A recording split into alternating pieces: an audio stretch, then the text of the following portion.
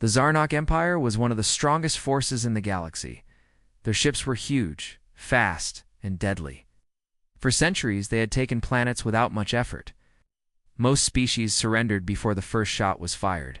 Now they looked toward a small blue planet called Earth, to the Zarnok. Earth was nothing. No large fleet, no star weapons, no strong allies. The Galactic Council laughed when they heard the Zarnok were going to invade. One council member even said, "They will take Earth before breakfast." So the Zarnok planned Operation Easy Flame. It was meant to be a quick and clean attack. 10 warships were sent, each one bigger than Earth's tallest building. Their plan was simple: enter Earth orbit, send a warning message.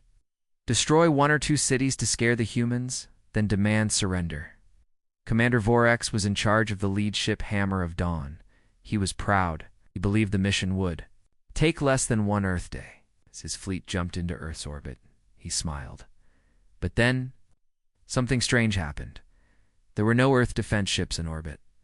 No weapons locked onto them. Not even a single warning came from Earth's military. The planet below looked peaceful. Cities stood tall.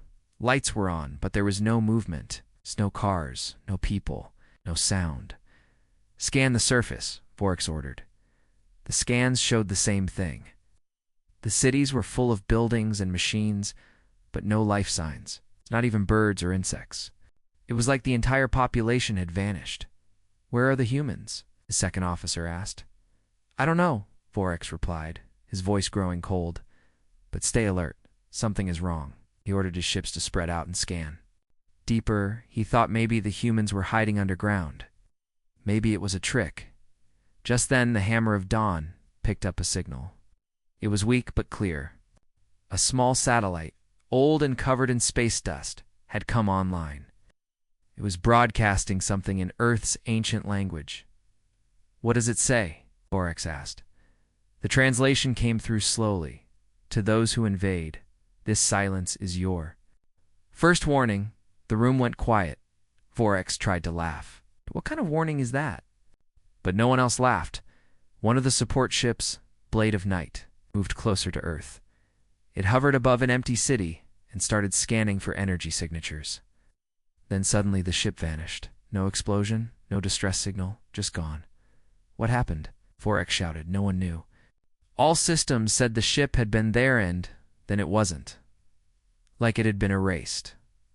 Panic started in the fleet. Communications between ships became full of fear. Was it a new weapon? A black hole? A cloaked enemy? "Pull back," Vorax ordered. "Everyone form up and stay in tight formation." But it was too late. Another ship, Iron Pike, vanished. Then another. The fleet's sensors couldn't detect what was attacking. There were no heat signatures. No movement in space. Just silence. Ships disappearing one by one. Vorax looked out his window. He saw Earth below, calm and quiet. And he felt something he had never felt in battle before. Fear. "We underestimated them," he whispered. In the dark, a new shape appeared in orbit. It had no lights, no engines, no sound. It was black like the void, and it moved without being. Tracked? It didn't send messages. Didn't fire weapons. But wherever it went, ships vanished. One last message came from an Earth satellite, played across all Zarnok ship screens. "We did not disappear. We are watching. We are waiting. And now, we rise." Vorax knew this battle was not going to be easy. This was not a simple invasion. This was a trap. Only 3 Zarnok warships remained, Commander. Vorax stood in the command room of Hammer of Dawn, his eyes locked on the cold blue planet below. Other 7 ships were gonna no wreckage, no signal, no warning, just ... silence. He ordered the fleet to stay at high orbit, away from Earth's surface. They activated shields and powered up every weapon system. But deep down, Vorax knew this was not a normal fight. He turned to his science officer. "Any sign of what's attacking us?" The officer shook her head. "Nothing. No energy waves. No life signs. It's like space itself is swallowing the ships." Vorax clenched his fists. "Impossible. No weapon can do that. But then, another old satellite turned on. It moved slowly, almost forgotten, covered in metal rust and dust. Its signal was weak but clear. It began broadcasting in Earth's ancient language again. This time it said, "Ghost Protocol activated. Operation Shadowstorm. Status Awakening." The crew stared at the screen. "What does that mean?" someone whispered. The ship's AI tried to translate the rest of the message. Slowly, new words appeared on the screen. "To all human forces, stand by for Phase 1. Target, intruder fleet." Then everything changed. The lights inside Hammer of Dawn flickered. Control panels began flashing random colors. Alarms sounded, but not from the ship's own systems. These were old Earth signals, somehow sent deep into Zarnok computers. "What is this?" Vorek shouted. Their engines powered down. Shields collapsed. Their weapons stopped responding. Even backup systems failed. "It's inside our systems." The engineer screamed, "Something is hacking us." But there was no sign of how. One by one, the other two ships, Fang of Iron and Torchwind, lost control. Their screen showed only one message: "You shouldn't have come." Suddenly, outside the window, the stars seemed to move. But it wasn't stars. It was a ship, huge, black, and silent. It had no engine glow, no sound. Just cold, smooth darkness. It looked like a shadow with sharp edges. Like a beast from an old nightmare. Then it vanished. "Did you see that?" the pilot said, trembling. Vorex nodded slowly.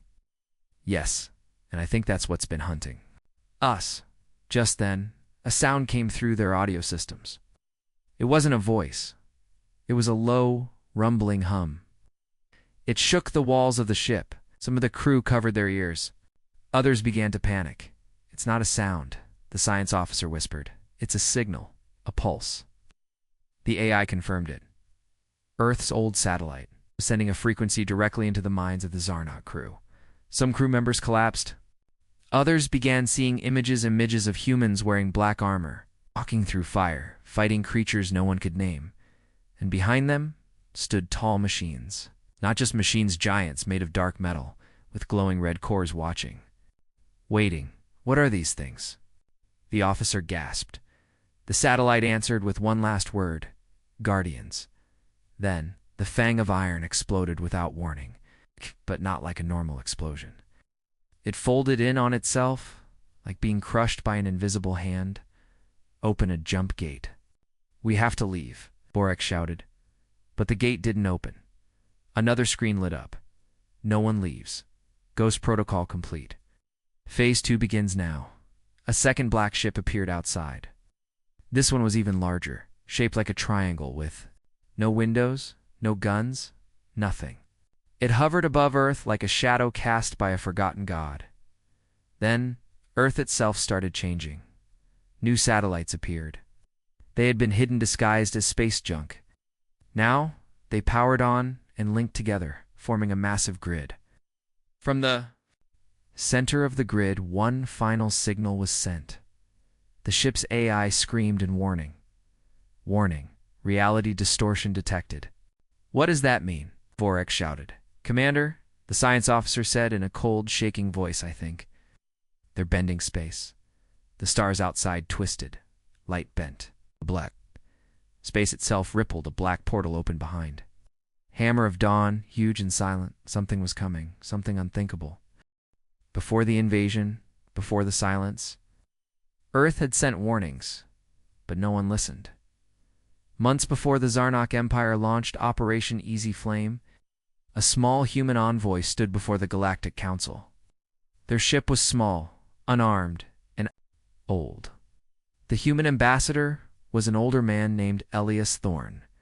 His voice was calm, but his words were not. "We ask for peace," Elias had said.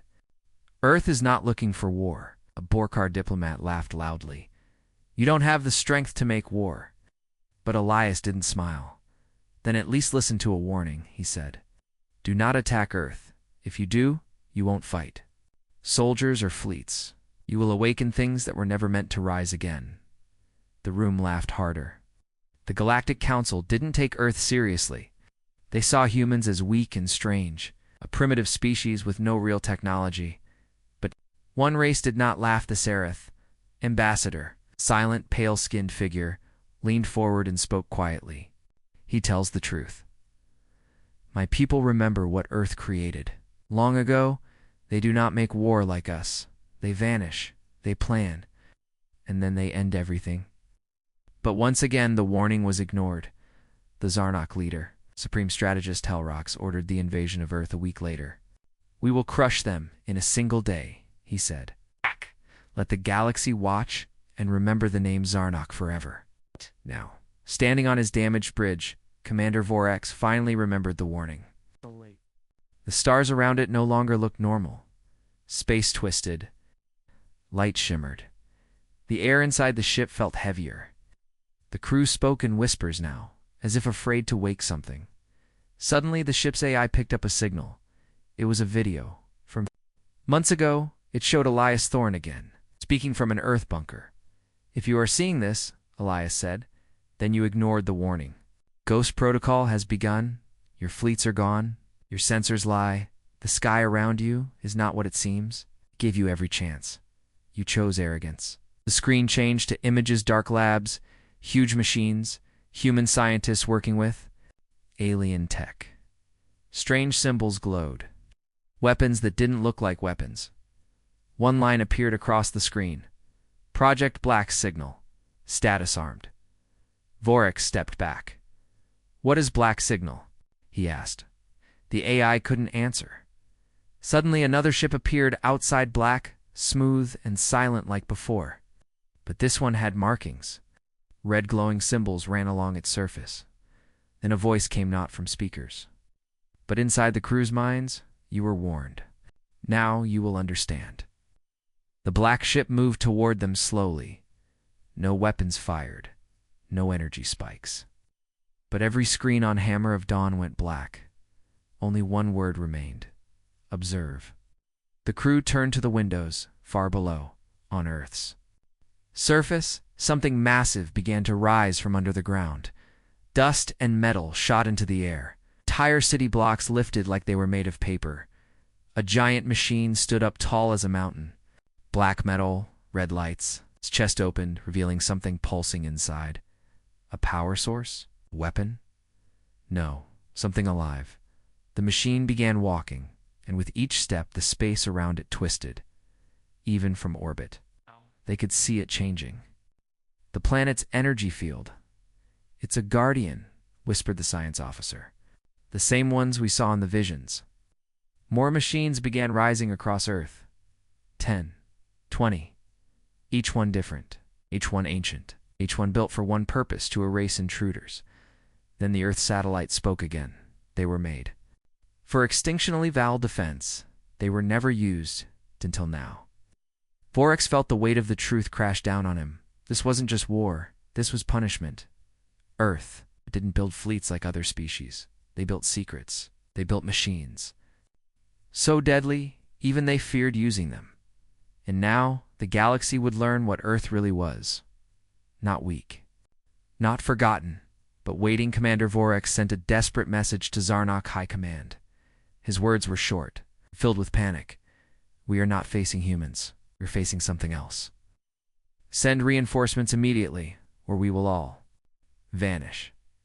Back on Zarnok Prime, the leaders were shocked. They had never seen Vorax afraid before. He was their strongest commander, a war hero. If he was scared, it meant something was deeply wrong. Still, they believed it was just a powerful Earth trick. So they sent 2 more fleets, 20 ships total. Heavy cruisers, war barges, missile carriers, the best of Zarnak's navy, the second. Fleet arrived first. They jumped into Earth's orbit with confidence, ready to crush whatever force had frightened Vorax. But within minutes, everything changed. From the moment they arrived, their systems began to glitch. Navigation showed strange readings, shields powered on and off, weapon targeting failed. Crew members reported headaches. Some even saw visions, humans in black armor, walking in the stars like gods. The commander of the Second Fleet, General Drax, ordered a full scan. The results made no sense. Space itself was unstable. Ships appeared to be moving when they were not. Light was bending wrong. One ship reported seeing its own reflection in space, but no source for the mirror. And then the vanishing began. One cruiser, Crimson Spear, blinked off the map. Ended instantly. No explosion. No heat wave. Just gone. Form tight formation, Drax ordered. Keep visual contact. But it didn't help. Stormfang, Icecrawler, Burning Blade one by one. Ships disappeared like dust in the wind. No alarms. No sound. Nothing. A terrified young officer whispered, "We are not in normal space anymore." Just then, Vorex's voice came through all fleet channels. "This is Commander Vorex. Do not send more ships. This planet is protected by a protocol we never understood. It's not a defense system. It's a trap for invaders." The commanders argued. General Drax replied, "We are Zarnak. We do not retreat. We destroy." Vorex's voice dropped to a whisper, "You won't even die, Drax. You will just disappear." Behind them, something began to form in the dark. Not a ship, a structure. Tall, black, floating in space like a monolith. It pulsed once, and the entire Second Fleet was gone. Not a single signal remained. Back on Zarnak Prime, the Council went silent. They had just lost 30 ships without single battle. They couldn't understand it. Earth had done something never seen before. They hadn't fought back. They had erased the idea of the fight, terrified now. The Zarnak called for the Third Fleet, 10 of their oldest, most powerful warships. These were ancient dreadnoughts from past wars. Each one had city-killer weapons, anti-gravity bombs, and deep shield generators. Surely, these ships could survive anything. They arrived near the moon, outside of Earth's main orbit. Slowly, carefully, they moved closer. For a few minutes, nothing happened. Then, one of the dreadnoughts picked up a strange sound, a slow heartbeat, deep, rhythmic, constant boom, boom, boom. It was not coming from Earth. It was coming from behind them. They turned their ships and saw it, a new shape in space. A ship so large it looked like a moving continent. No lights, no weapons. Just endless black metal with one blood-red line running through the center. Their sensors failed instantly. No data, no readings, no mass estimate. Just one message appeared on their screens. Humanity's final design. The Judge-class vessel Oblivion Protocol. And then, ... the Judge opened its core. Light bent, time slowed. The Third Fleet began to crumble, not explode, but twist, like paper being pulled through water. The dreadnoughts screamed as their metal bodies folded into shapes that broke physics. One ship got off a final message. It sees us. It sees everything.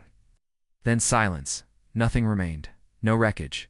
No black boxes. Not even shadows. 3 fleets dash gone. No trace. Just Earth.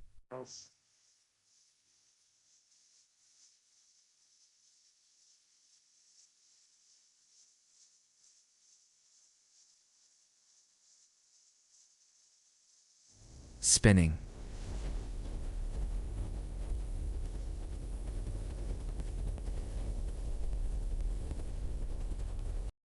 The galaxy watched in silence. 3 Zarnak fleets had disappeared without a trace. No one could explain how. No battle reports, no escape pods, no remains. Just nothing. Across the stars, fear spread. Earth, once ignored, now became the center of every conversation. The Galactic Council held an emergency meeting. The hall was quiet. No jokes, no laughter. Only fear. What did they build down there? One ambassador asked. No one answered. Then the Sarith representative stood. His pale skin was cold, his eyes full of memory. "They warned us," he said. "The humans do not fight wars like us.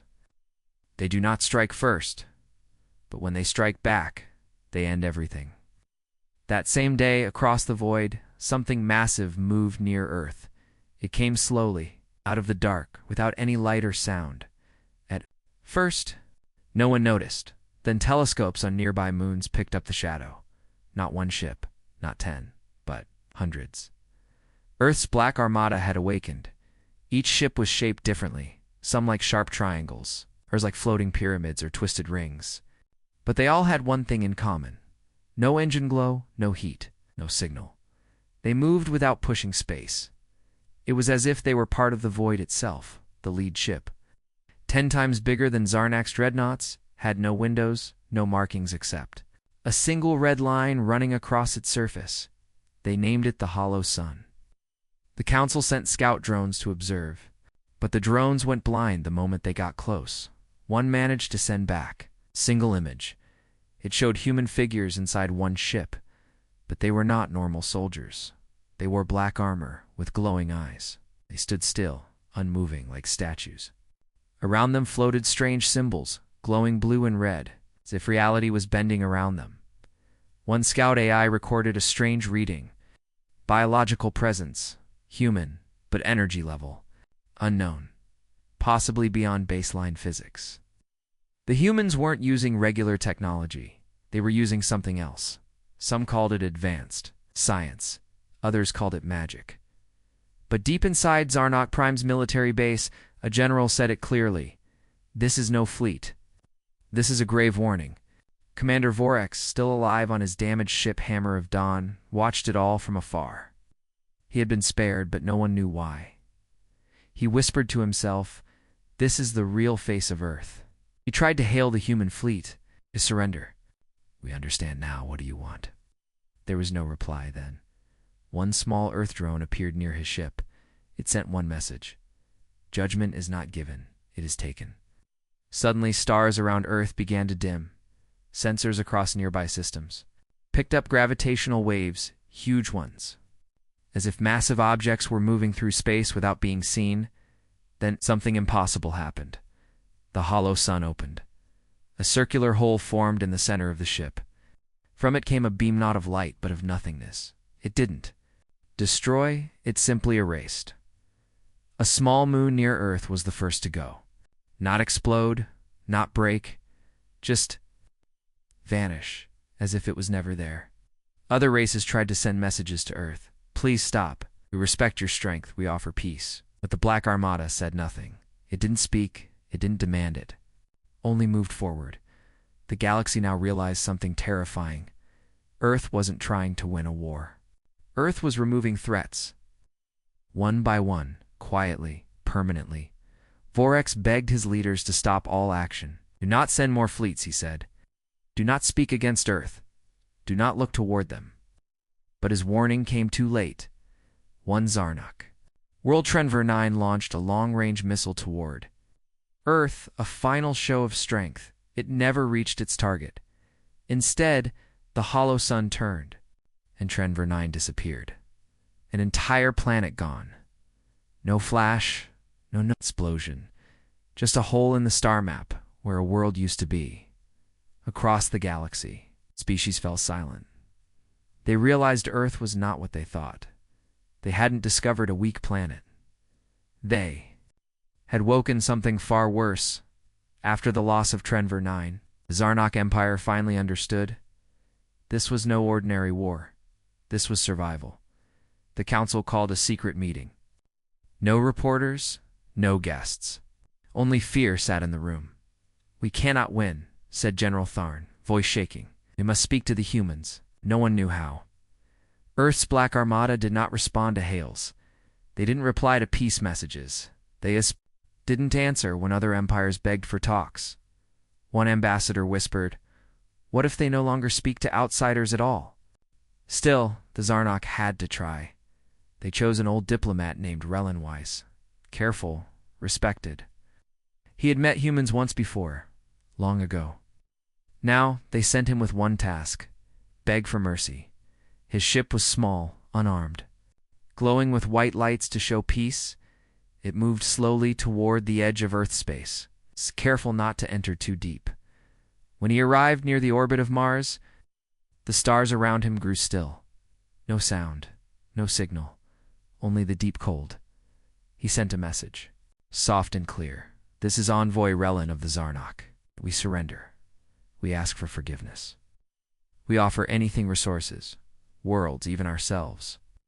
Please, stop. There was no answer for a full hour. Then, a small black object approached. It was not a ship. It was a box. Smooth, floating, unmarked. Reland's ship scanned it, no explosives. No power readings. Just a message on the side. Open alone. Erlan entered the small chamber, opened the box with shaking hands, and found a single silver card. It displayed only one sentence. Mercy was never part of the protocol. Collapsed to the floor. Relin tried again. He cried. He begged. We didn't. Understand? We were proud. We were wrong. You have proven your strength. Please, don't erase us. The card in his hand changed. Now it showed a list. Names of Zarnok. Worlds. Cities. Leaders. Coordinates. One by one. Each name blinked and disappeared from the list. He realized what it meant. Earth had already marked them. Then the voice came. Not from a speaker, not from a screen, but inside his mind. Cold, final human. You had your chance. We gave you silence. You used it for war. Back on Zarnak Prime, leaders waited for Relan's return, but his ship never came back. Instead, a signal appeared in their skies. A symbol burned bright in the clouds. The Terran seal. Once used on old Earth starships. Now returned then, the first planet vanished. Velkar Prima Zarnak colony disappeared in less than a second. No warning, no light, just silence. The Zarnak screamed. People panicked, some ran, some prayed, but none knew where to hide, because Earth wasn't hunting them with ships anymore. It was erasing them with something far worse, something that Galaxy had never seen. Across different sectors, people reported strange signs. Glowing symbols in the sky, stars blinking in patterns. Old satellites reactivating with human code. Ancient Terran probes buried on forgotten moons. Waking up, one scientist on the planet Dravik 4 made a terrifying discovery. These are not just weapons, she said. They are judgment systems. Automated. Cold. They watch. They wait. When Earth activates them, they do not stop until the command is complete. And what was the command? Simple. Erase the threat. Now even the Galactic Council grew silent. Species that once mocked Earth now sent ships to the edges of their systems, lighting warning beacons. Do not approach Earth. Stay away from human sectors. The Black Armada does not negotiate. The Council tried one last message, a deep space broadcast from all major races at once. To the people of Earth, we regret everything. We offer peace, trade, alliance, anything. Please, stop. Please speak. For many long hours, no answer came. Then one final signal echoed across every star system at once. It came from the hollow sun itself. A cold, human voice said only this. We spoke. You laughed. We warned. You attacked. Now we do not speak. We do not listen. We remember. The message ended, and the stars went quiet again. The galaxy believed it had seen the worst. Earth had erased planets, vanished fleets, silenced empires. But what came next was beyond fear. It started with a whisper on old human frequencies, radio waves long forgotten. One simple phrase repeated every hour. Project Nullfire is now active. No one knew what it meant, not even the Council. The Zarnok tried to intercept the signal, to block it, but every time they did, their systems collapsed. Satellites fried, AI crashed, entire data networks shut down.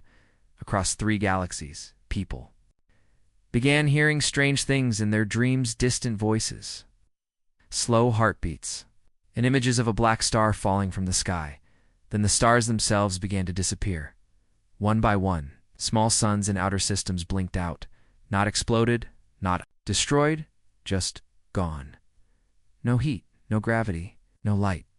The space they left behind was cold and empty, like they had never existed at all. The Galactic Council panicked. This is not a weapon, one Seraph scientist cried. This is a reality cutter. It doesn't kill, it erases. Finally, someone said the words no one wanted to hear. Earth has released its final weapon. Back on the last Zarnok stronghold, Fortress Varlaka, message appeared in the sky, not on a screen. In the sky itself, the stars above shifted, moved. They formed two words in ancient Terran code. Nullfire arrives. Then it came. A black object. The size of a moon moved into view. No engines. No lights. It didn't float. It hung in space like it had always been there, shaped like a giant ring. It spun slowly, and the space inside the ring shimmered like water. Sensors couldn't scan. It dot.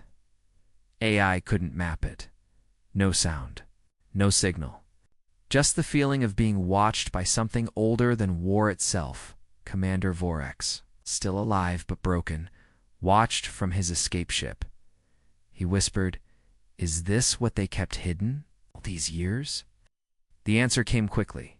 A pulse exploded. From the center of the ring, no blast, no fire. Just pure absence. The outer defenses of Fortress Varlok disappeared instantly. The ground cracked and faded. Buildings began to vanish mid-air, like being deleted from existence. People screamed, "At!" But only for a moment, then silence, not death, erasure. Even the memory of the place was gone.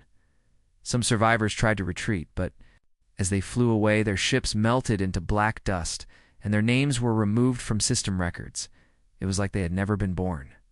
The Galactic Council tried to activate emergency shields. They sent warning beacons across the galaxy. Even begged Earth one last time, the message said. "Please stop. You surrender fully. The galaxy is yours." Earth finally answered.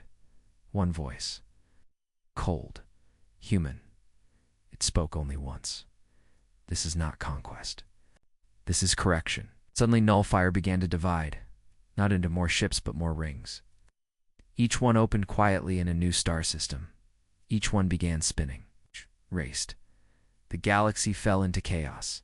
Species turned on each other, trying to escape first. Others began hiding deep in space. Some surrendered to Earth, without even being contacted. But it didn't matter. Earth didn't want surrender. Earth didn't want rule. Earth wanted one thing. Silence. Not out of hatred, out of logic. Earth had once offered peace. Now, peace had turned into elimination. And Nullfire made sure there would be no second mistake. Back on Earth, deep beneath the planet's crust, old human commanders watched through silent screens.